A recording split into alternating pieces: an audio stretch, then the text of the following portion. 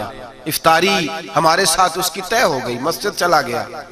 مغرب بعد لینے گیا تو کہنے لگا عشاء کے بعد آنا, اب تو میں نے پانی سے افطار کر لیا, کھانا کھانے جاؤں گا تو جماعت رہ جائے گی. کہتے ہیں عشاء کے بعد میں لایا, اس کو کھانا کھلایا.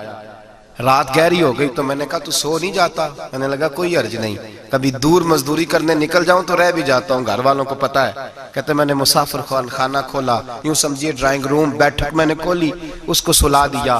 میں اور میری بیوی اپنی معذور بیٹی کو روٹی دینے گئے اور ہم نے جا کے اس کو کھانا کھلایا جو ٹانگوں سے معذور تھی, اور ساتھ کہا کہ بیٹی آج بڑا پرہیزگار جوان ہمارا مہمان ہے. آج چڑھتی جوانی اور تقوی کی روشنی اس کے چہرے سے چمکتی ہے. کیا بات ہے, بڑے ہی اچھے گھرانے کا تربیت یافتہ ہے. کہتے ہیں بچی کو کھانا کھلا کے لوٹے, اپنے کمرے میں سو گئے, بیٹی اپنے کمرے میں لیٹ گئی. ترس گئے تھے کہ بیٹی قدموں پہ چلے. تہجد کا وقت ہوا تو دروازے پہ دستک ہوئی. بڑی بے چینی کے ساتھ اٹھے میاں بیوی, کون ہے؟ بیٹی کی آواز آئی, ابا جی دروازہ جلدی کھولیں. کہتے ہیں کلیجے پھٹنے لگے, ذہن بکھرنے لگے. سوچے ہیں کہ وہ 2-1 منٹ ہمارے اوپر پہاڑ بننے لگے. دروازہ کھولا تو وہ بیٹی جس کے لیے ترس گئے تھے کبھی چلے گی, وہ اپنی ٹانگوں پہ کھڑی ہے. کبھی دوڑ کے ادھر جاتی, کبھی دوڑ کے ادھر آتی. بیٹیاں پریشانی کا فون کر دیں تو پھر بھی آنسو نکل آتے ہیں, اور بیٹی گھر میں خوشی آ جائے تو پھر بھی ماں باپ رو کے ہی شکر ادا کرتے ہیں. ان کے لیے روتے ہی رہتے ہیں. کہتے میں تڑپ گیا. بیوی بھی رونے لگی, بیٹے یہ کیا ہوا؟ ہم تو مایوس ہونے لگے تھے معاذ اللہ کہ اب تو ٹھیک نہیں ہوگی, کیا ہوا؟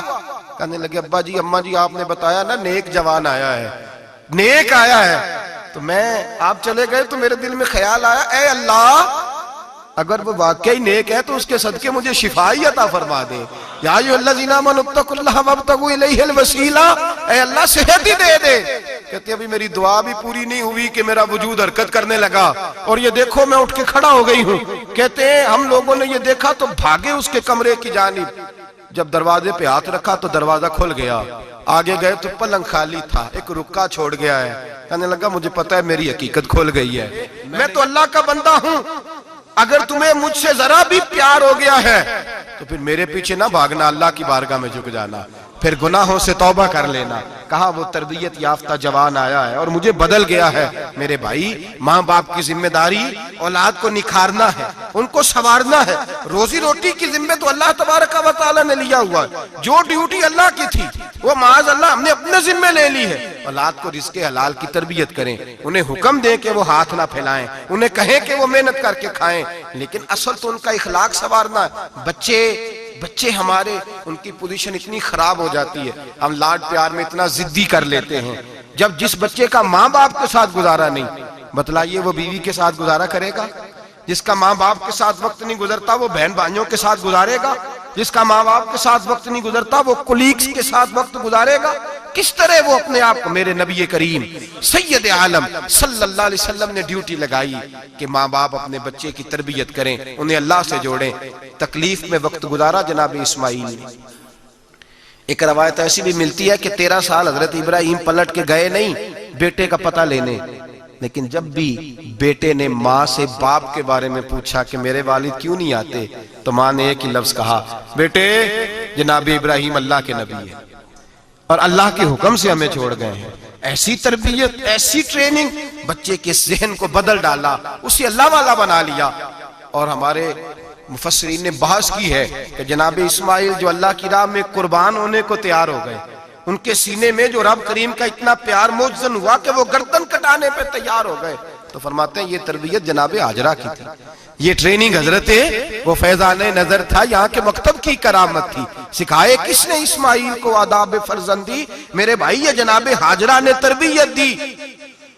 ایک بہت بڑے محدث ہیں, اتنے بڑے محدث ہیں کہ میرے نبی کریم کی مسجد نبوی میں وہ حدیث کے استاد رہے. حضرت ربیعہ بن عبد الرحمن نبی پاک کی مسجد نبوی میں حدیث کے استاد ہوئے, اور حضرت حسن بصری جو جناب علی کے شاگرد ہیں وہ بھی حضرت ربیعہ کے شاگرد ہوئے. حضرت امام مالک جو 70 سال تک مدینہ اور مکہ میں حدیث پڑھاتے رہے وہ بھی حضرت ربیعہ کے شاگرد ہیں. ان کے والد کا نام تھا عبد الرحمن فروغ. تاریخ بغداد میں لکھا ہے کہ بنو امیہ کے دور میں تابعین کے زمانے میں جناب عبد الرحمن بن فروغ گھر سے چلے گئے. ایک روایت ہے بچہ چھوٹا تھا, ایک روایت ہے بچہ ابھی ماں کے پیٹ میں تھا, جہاد کرنے چلے گئے. اس دور میں یہ جہاد ہوتا تھا کہ ایک علاقہ فتح کیا تو مسلمان اگلے علاقے میں چلے گئے، اگلا فتح کیا تو اگلے علاقے، ایک کے بعد دوسرے لوگ پلٹ کے نہیں آتے تھے۔ حضرت عبد الرحمن گئے 30,000 دینار بیوی کو دے گئے، کہنے لگے سنبھال کے رکھنا، اور جہاد کرنے نکلے تو 27 سال تک گھر ہی نہیں آئی، اور 27 سال کے بعد آئے تو حضرت ربیہ محدث بن چکے ہیں، مسجد نبی میں حدیث کے استاد ہیں، بیٹا بہت بڑا شیخ بن گیا ہے۔ واپس آئے، ہاتھ میں نیزہ ہے، کالی داڑھی تھی ساری سفید ہو گئی، وجود بڑا تگڑا تھا، کمزوری آ گئی، آئے نیزہ پکڑا ہوا ہے، گھوڑے پہ بیٹھے ہیں، مدینہ منورہ میں گھر ہے، دروازے پہ دستک دی، حضرت ربیہ نے دروازہ کھولا، اندر داخل ہونے لگے تو کہنے لگے بابا تو کدھر گھستا آ رہا ہے؟ کدھر؟ اس نے کہا تو پیچھے ہٹ، تو میرے مکان پہ کب سے قبضہ کر کے بیٹھا ہے۔ بات تیز ہونے لگی، آواز تھوڑی بزرگوں کی بلند ہونے لگی تو اندر سے زوجہ نے سن لیا، وہ دروازے کی اوٹ سے دیکھنے لگی تو پہچان گئی، کہنے لگی ربیہ پیچھے ہٹ جا، یہ کوئی غیر نہیں ہے، تیرے والد گرامی ہے، یہ تیرے والد ہیں۔ اندر آئے، باپ بیٹا ملے، عصر کی نماز کا وقت ہو گیا، بڑا روئے، 27 سال کے بعد باپ لوٹا، 27 سال کے بعد بڑے روئے۔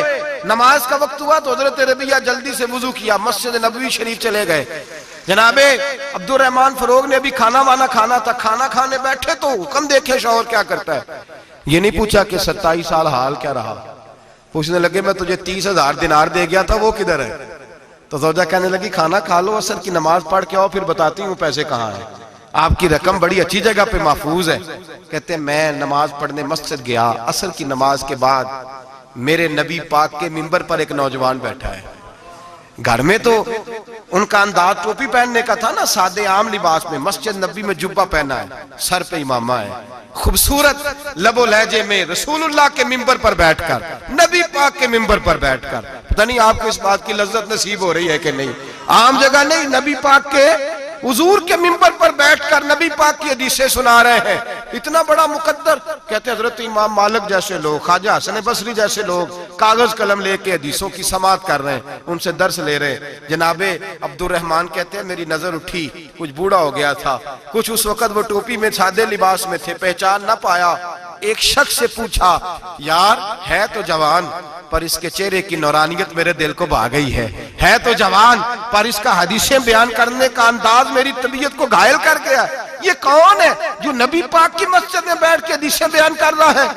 تو کہتے ہیں امام مالک کہنے لگے بابا جی چپ کر جاؤ، ہمارے استاد کے بارے میں اونچے لب و لہجے میں بات نہ کرنا، دیکھتے نہیں کتنے کتنے لوگ بیٹھے ہوئے خاموشی سے۔ تو میں نے کہا مجھے بھی تو بتا دو نا ہے کون؟ تو کہنے لگے کوئی عبد الرحمن فروغ نام کے بزرگ ہیں، یہ ان کے بیٹے ہیں، ربیہ نام ہے۔ کہتے ہیں جب لفظ کہے تو میرے آنسو چھلک کے باہر آئے اور میں حضور کی مسجد میں گر گیا اور رونے لگا کہ یہاں اور میرے رسول پاک سید عالم صلی اللہ علیہ وسلم کے منبر پر اور میرا بیٹا۔ کہتے ہیں میں تڑپ کے گھر گیا اور گھر جا کے میں نے اپنی بیوی کو جب دیکھا تو میرے آنسو نکل گئے، میری بیوی سمجھ گئی کہ یہ میرے محدث بیٹے کو دیکھ آیا ہے۔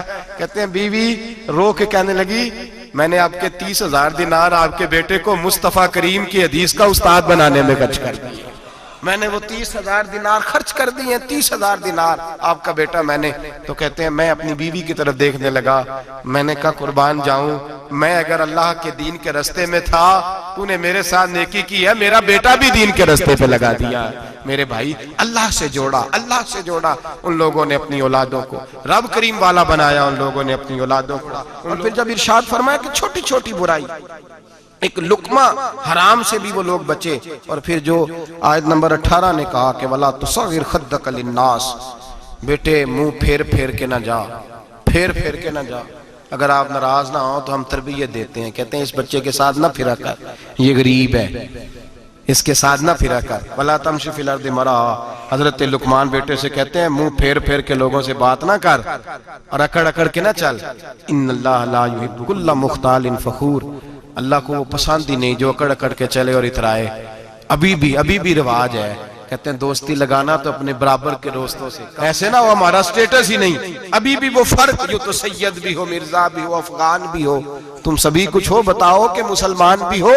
عاجزی کا درس دیا اپنی اولاد کو، عاجزی کا، ان کو ادب سکھایا، ان کو انکساری سکھائی، لوگوں کے اندر مل بیٹھنے کا درس دیا۔ جو آدمی انکساری والا ہوتا ہے، عاجزی والا ہوتا ہے، یوں سمجھو اسے شہد لگا ہوا ہے، دنیا خود اس کے پیچھے بھاگ بھاگ کے آتی ہے۔ جو سب کے ساتھ اس نے سلوک کرنے کا عادی ہوتا ہے، لوگ اس کے گرویدہ ہو جاتے ہیں۔ لیکن جس آدمی کو آپ اکڑنا سکھا دیں، جس بچے کو آپ کہیں بس تو ہے اور کوئی بھی نہیں، اس کی اپنی زندگی بھی اس کے لیے پریشانی والی ہو جاتی ہے۔ میرے نبی رحمت سید عالم صلی اللہ تعالی علیہ وآلہ وسلم نے ارشاد فرمایا، کسی باپ نے اپنے بیٹے کو جو سب سے اچھا تحفہ دیا ہے وہ یہ ہے کہ اس نے اپنے بچے کو اچھا ادب سکھا دیا ہے، اپنے بچے کو اچھا۔ حضرت لقمان کہتے ہیں بیٹے منہ پھیر پھیر کے باتیں نہ کرنا، زمین پہ اکڑ اکڑ کے نہ چلنا، اللہ کو اکڑنے والے لوگ پسند۔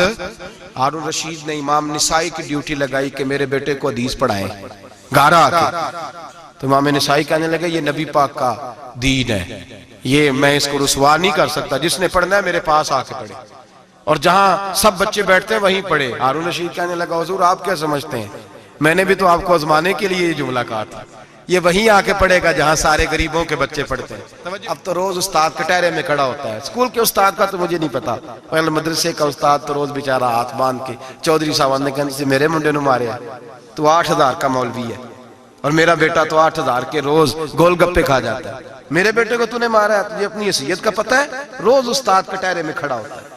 بچے فری میں، مفت میں، حافظ جی مفت میں حفظ کراتے ہیں، خدا جانے محترم کتنی مشکل سے ادارہ چلاتا ہے، اور بچے کے ماں باپ آ کہتے ہیں بلاؤ مولوی صاحب کو، اس کی طاقت کیسے ہوئی میرے بچے کو مارا ہے؟ وہ مولوی وہ جو کل دانے لینے آیا تھا وہ آج میرے بچے کو مارے گا؟ یہ رویہ ہے ہمارا۔ ہارون رشید بادشاہ نے اپنے بیٹے کو امام نسائی کے پاس پڑھنے بٹھایا۔ ایک دن حضرت کہاں لوگ کہتے بس بس بیٹا ٹھیک ہے، سیدھا سیدھا تو دین سیکھ کے آیا، ایسے کسی درویش کا مرید ہونا اور کسی عالم کی نوکری کرنا، اب تو بالکل ٹھیک ہے، پیر اساں بھی رکھے نے، یہ کہ تیرا طریقہ ہے، تو پیچھے ہی لگ گیا ہے، یہ کس طرح کا تیرا رویہ ہے؟ ہارون رشید بادشاہ، ہارون رشید وقت کا مطلق العنان بادشاہ، امام نسائی ان کے بیٹے کے استاد ہیں، امام نسائی رحمت اللہ علیہ کے پاس بیٹا پڑھتا ہے، ہارون رشید گزر رہا تھا تو بیٹا وضو کرا رہا ہے، شہزادہ وضو کرا رہا ہے استاد جی کو، اور پیر دھلا رہا ہے۔ ہارون رشید گھوڑے سے گزرا تو اس نے دیکھا خانقاہ کے باہر، مدرسے کے باہر استاد جی وضو کر رہے ہیں اور بیٹا وضو کرا رہا ہے، سراہی پکڑی ہے، لوٹا پکڑا ہے، استاد جی پیر دھو رہے ہیں۔ ہارون رشید غصے سے اترا، ساتھ بہت سارے سپاہی تھے، انہوں نے کہا کہ یہ مولوی کو مارے گا، مولوی کو مارے گا کہ تو کس طرح میرے بیٹے سے یہ کام کاج کرا رہا ہے؟ کہتے نیچے اترے اور ہارون رشید نے جا کے نا زور سے ایک تھپڑ اپنے بیٹے کے چہرے پہ مارا۔ بیٹا کہنے لگا ابا جی میری غلطی کیا ہے؟ فرمانے لگے تجھے پتہ ہی نہیں تو کس شخص کے پاس پڑھتا ہے؟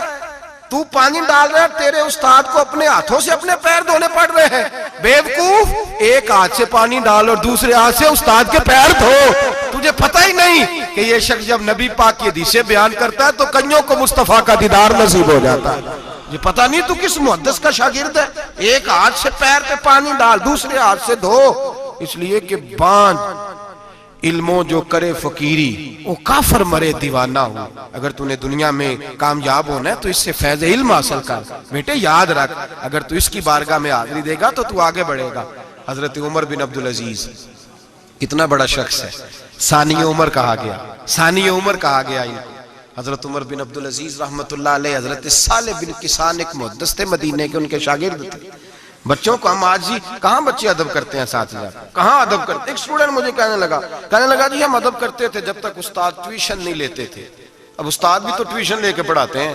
اور میں نے کہا خدا کے بندے کیا دے سکتا ہے تو استاد کو؟ حضرت علی فرماتے ہیں جس نے ایک لفظ پڑھایا مجھے گلی میں کھڑا کر کے بیچ بھی سکتا ہے، تو نے قیمت کیا ڈالی ہے؟ استاد کچھ بھی کر لے، استاد نے تو استاد ہی رہنا ہے نا میرے بھائی، لیکن وہ لب و لہجہ ہمارا موجود ہے۔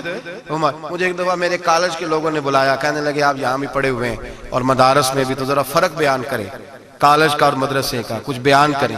میرے ٹیچرز بھی تھے بہت سارے، تو میں نے کہا معذرت کے ساتھ یہاں تو بڑا مشکل ہو جائے گا بات کرنا، لیکن ایک جملہ میں نے مدرسے اور کالج میں ایک فرق محسوس کیا ہے، ہمارا مدرسے کا طالب علم آج بھی ہمارے جوتے اٹھا کے آگے رکھتا ہے، وہ آج بھی استاد کی موٹر سائیکل کو ٹاکی مارتا ہے، آج بھی صاف کرتا ہے، ہمارا مدرسے کا طالب علم آج بھی استاد کو پشت نہیں کرتا، لیکن کالج کا طالب علم پوچھتا ہے اسلامی اطلاع آیا ہے، انگریزی والا آیا ہے؟ میں نے کہا اس کے تو لب و لہجے میں ادب نہیں ہے۔ اس لیے میں نے دونوں جگہ وقت گزارا تو میں سمجھا ہوں بڑے حالات خراب ہیں مدرسوں میں بھی۔ اب وہ کیفیت نہیں رہی جو بزرگوں کی تھی، لیکن پھر بھی اگر ادب ہے تو مدارس میں ابھی بھی ہے، ابھی بھی خانقاہوں میں ادب ہے، یہاں ابھی بھی خیر کی توقع موجود۔ وہاں سے تو رخصت ہو گیا، وہاں تو معاملہ اور طرح کا ہو گیا الا ماشاءاللہ۔ حضرت عمر بن عبدالعزیز جناب صالح بن کیسان کے پاس پڑھتے تھے، اسٹوڈنٹ تھے، اور پھر بعد میں آپ ان کے مرید بھی ہوئے، باقاعدہ درس لیتے تھے طریقت کا۔ حضرت جناب صالح بن کیسان کے پاس تعلیم تھی، ان کے والد جناب عبدالعزیز اس وقت مصر میں بہت بڑے تاجر تھے، جناب عمر بن عبدالعزیز کے والد۔ تو ان کے پاس چھوڑ گئے، کہا میرے بیٹے کی صرف ان کو دین نہ پڑھانا، اس کی روحانی تربیت بھی کرنا۔ ایک دن استاد جی نے عصر کی نماز کا سلام پھیرا تو حضرت عمر بن عبدالعزیز کھڑے ہو گئے، ایک رکعت ان کی رہتی تھی پیچھے، تو آپ نے نماز کے بعد بلایا اور بڑے میٹھے لب و لہجے میں کہا عمر کیا بات ہے تیری ایک رکعت رہ گئی؟ تو کہنے لگے استاد جی میں کنگھی کر رہا تھا، شیشے کے آگے کھڑا تھا، تو آئینہ دیکھتے دیکھتے بال سوارتے سوارتے مجھے پتہ ہی نہیں چلا، جب آیا ہوں تو لیٹ ہو گیا۔ حضرت صالح بن کیسان رحمت اللہ علیہ نے ان کے والد کو مصر میں خط لکھا، فرمایا آپ کا بیٹا میری پوری فرما برداری نہیں کرتا، کل کو مجھے نہ کہنا تربیت صحیح نہیں ہوئی۔ آج فلاں تاریخ کو اس نے ایک رکعت پوری چھوڑ دی ہے جماعت کے ساتھ، اس لیے کہ وہ کنگھی کر رہا تھا بالوں کی، پوری رکعت چھوڑ دی ہے۔ ابا جی بہت بڑے تاجر تھے، پر انہوں نے یہ نہیں کہا کہ مولوی تو پاگل ہو گیا، اس کو تو پتہ ہی نہیں کیا ہو گیا، ابھی بچہ ہو جائے گا سیانا، کوئی بات نہیں ٹھیک ہو جائے گا۔ حضرت عبدالعزیز نے وہاں سے ایک شخص بھیجا پیسے دے کے، گھوڑا دے کے، فرمایا مدینے جاؤ، اور سیدھا مدینے آیا۔ حضرت عمر بن عبدالعزیز کو گھر سے اچکا، بلایا نہیں، زبردستی پکڑا، اچک کے گھوڑے پہ بٹھایا، حجام کی دکان پہ لے گئے، فرمایا اس کی ٹینڈ کر دو، نے بال کاٹ دیے اور بال کٹوا کے سیدھے حضرت صالح بن کیسان کے پاس لے گئے، کہنے لگے حضور یہ خط ہے اس کے والد کا، میں نے اس کی ٹینڈ کرا دی ہے، جس بالوں کی وجہ سے اس کی جماعت رہ گئی تھی میں نے وہ بال ہی ختم کر دیے۔ تو اس کے والد کہتے ہیں آپ ذرا ذرا سے بھی بات، ایک ذرہ برابر بھی بچے کے اندر ہم کوتاہی برداشت، ہم اسے سنوارنا چاہتے ہیں، معاشرے کو دینا چاہتے ہیں، ہم ایک خوبصورت انسان بنانا چاہتے ہیں۔ تو حضرت لقمان کہنے لگے بیٹے تو چہرہ رخسار بدل بدل کے لوگوں سے بات نہ کر، اکڑ کے نہ چل، اس لیے کہ اللہ کو اکڑنے والے پسند۔ تو کیا کر وقصد فی مشی کا وغضض من صوتک، درمیانی چال چل، آواز کو پست رکھ۔ ہم اپنے بچوں کو میانہ روی کا درس نہیں دیتے۔ اگر کسی کے پاس بہت زیادہ پیسے ہیں تو وہ بس کہتا ہے میرا بیٹا، میں نے سارے لاڑ دیکھے ہیں، میں نے ہر خواہش پوری کی ہے، یہ تو کوئی عقل مندی کی بات نہیں۔ ضرور خواہشات پوری کریں، اگر ہیں تو کنجوسی کرنے سے منع کیا ہے نبی پاک صلی اللہ علیہ وسلم، لیکن بچے کو معتدل رکھیں، اسے دھوپ اور چھاؤں دونوں کا پتہ ہونا چاہیے۔ اگر زمانے میں کبھی کڑی دھوپ آ جائے تو اسے اندازہ ہو کہ میں نے یہاں کیسے کھڑے ہونا ہے، اس کو درمیانہ اور میانہ روی کا اسے درس دیں، اسے پتہ ہو، وہ نرم دل بھی ہو اور برائی کے مقابلے میں ڈٹ جانے کی طاقت بھی رکھتا ہو۔ بچے کو درمیانہ رستہ، میرے نبی کریم علیہ السلام نے فرمایا ما عالم نقتصد، جو درمیانی چال چلتا ہے وہ کبھی تنگ نہیں ہوتا، اور خیر الامور اوسطھا، سب سے بہترین رستہ وہ ہے جو درمیانہ ہوتا ہے، جس میں افراط و تفریط نہیں ہوتی۔ بچوں کو درمیانہ پن سکھائیں، ان کے لب و لہجے کے اندر ایسا مزاج پیدا کریں کہ جس کے اندر وہ اپنی